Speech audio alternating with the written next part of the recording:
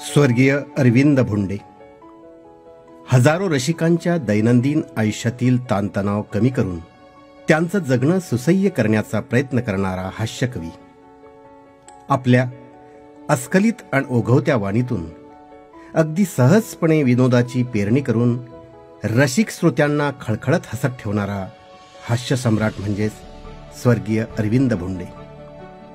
समोर बसलेल्या असंख्य रसिकांची नाडी ओळखून त्यांना मंत्रमुग्ध करण्याची अद्भुत किमया साधलेला हास्य कलाकार म्हणजे स्वर्गीय अरविंद भोंडे. हसवणे हाच आपुला धर्म, हसवणे हेच आपुले कर्म असे जीवनसूत्र मानणाऱ्या स्वर्गीय अरविंद भाऊंचा जीवनपट तितकाच चढ उतारांनी भरलेला आहे. अरुण या टोपणनावाने परिचित असलेल्या अरविंदरावांचा जन्म 1 जुलै 1964 रोजी काटेपूर्णा प्रकल्प असलेल्या महानेतेचा. त्यांचे मूळ गाव मूर्तिजापूर तालुक्यातील जामठी हे होते.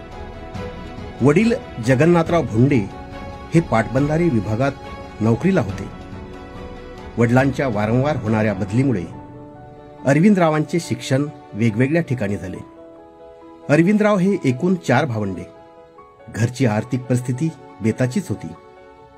काही काळ लोटला आणि 1984 मध्ये अरविंदरावांची पाटबंधारे विभागात मोजणीदार पदावर निवड झाली. पहिली पोस्टिंग यवतमाळ जिल्ह्यातील दारव्हा येथे झाली आणि अरविंद भाऊंची आर्थिक गाडी रुळावर आली.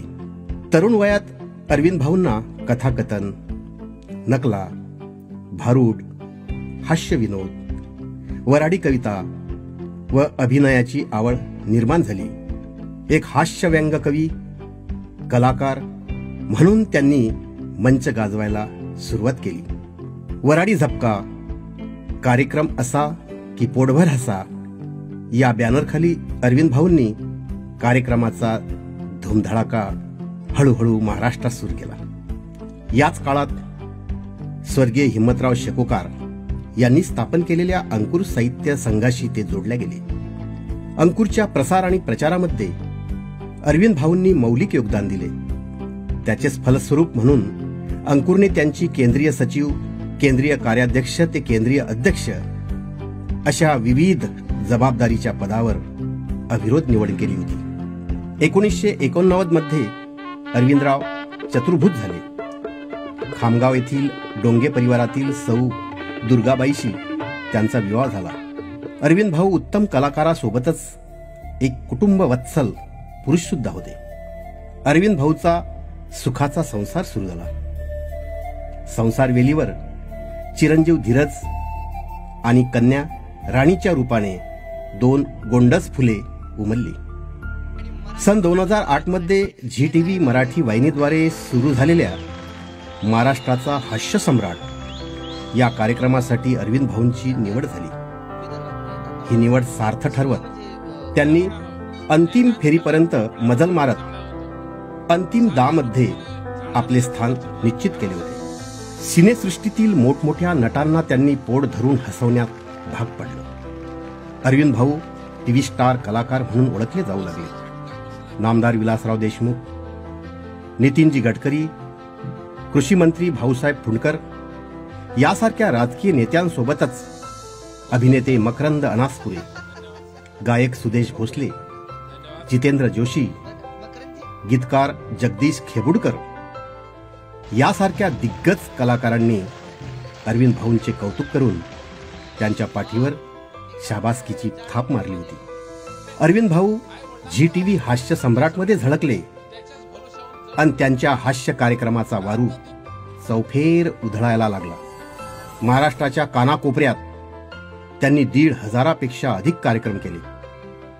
अरविंद भाऊंनी फारशा कविता लिहिल्या नसल्या तरीही लुगडं, होशिन बाबू जाळा, कोण म्हणते आपला देश महान नाही यासारख्या कविता म्हणजे त्यांच्या अस्सल प्रतिभेची साक्ष ठरतात. अरविंद भाऊ हास्य कलाकारासोबतच एक चारित्र्य संपन्न, सहृदयी, अष्टपैलू व्यक्तिमत्व होते. कधी अकोला कारागृहातील कैद्यांनाही त्यांनी पोटभर हसवलं, तर कधी आपल्या कर्मचारी बांधवांना ट्रेस मॅनेजमेंटचं रहस्य पटवलं. महाराष्ट्रातील 40 नामवंत कवींच्या कवितांमधून कोण म्हणते आपला भारत देश महान नाही या कवितेने प्रथम क्रमांक पटकावला होता. या त्यांच्या महान कार्याची दखल घेऊन महाराष्ट्र कामगार परिषदेने महाराष्ट्राचे आधुनिक वाल्मिकी, गीत रामायणकार गदी माडगुळकर यांच्या स्मृतिप्रित्यर्थ दिला जाणारा साहित्य क्षेत्रातील मानाचा समजला जाणारा गदिमा पुरस्कार देऊन त्यांचा गौरव केला होता. तसेच महाराष्ट्र सिंचन परिषदेचा 2006 साली जल पुरस्कार आणि बुलढाणा जिल्हा साहित्य संघातर्फे 2011 मध्ये श्रीपाद कृष्ण कोलटकर हास्य सम्राट पुरस्कार देऊन त्यांना सन्मानित केले होते. नटश्रेष्ठ निळू फुले कला फाउंडेशन तर्फे स्वर्गीय निळू फुले साहित्य कला गौरव पुरस्कार देऊन अरविंद भाऊंना गौरविण्यात आले होते. अशा प्रकारे अरविंद भाऊ एक अष्टपैलू व्यक्तिमत्व होते. आज त्यांचा साहित्यिक वारसा त्यांचे पुतणे प्रशांत भोंडे आणि सुनबाई सौ प्रिया भोंडे समर्थपणे पुढे नेत आहेत, ही सुखद बाब आहे. अरविंद भाऊ आणि पाटबंधारे विभाग यांचं एक अतूट नातं जुळलं होतं. गावोगावी जाऊन पाण्याचं आणि पाणी वापराचं त्यांनी महत्त्व पटवून दिलं होतं. मार्ग समृद्धीचा ही त्यांनी लिहून सादर केलेल्या गाण्यांची ध्वनिफीत संपूर्ण महाराष्ट्राने ऐकली होती. पाटबंधारे विभागात केलेल्या त्यांच्या ह्या कार्याची दखल घेऊनच उत्कृष्ट कर्मचारी पुरस्कार देऊन त्यांचा गौरव करण्यात आला होता. जिभेवर साखर आणि डोक्यावर बर्फ घेऊन प्रत्येकाशी सौजन्याने राहणाऱ्या अरविंद भाऊंची सलग 20 वर्ष पाटबंधारे विभागात सहकारी पतसंस्थेच्या अध्यक्षपदी अविरोध निवड व्हावी, हेच त्यांच्या अजातशत्रू व्यक्तिमत्वाचे रहस्य होतं. त्यांनी कधीच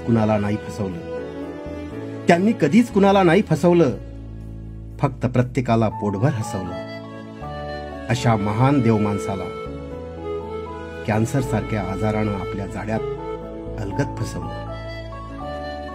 हसवता हसवता रसिकांच्या डोळ्यांच्या कडा अलगद ओलावून टाकणारा, प्रसंगी त्यांना अंतर्मुख करणारा अवलिया हास्य सम्राट 28 फेब्रुवारी 2021 रोजी आपल्यामधून अचानक निघून गेला.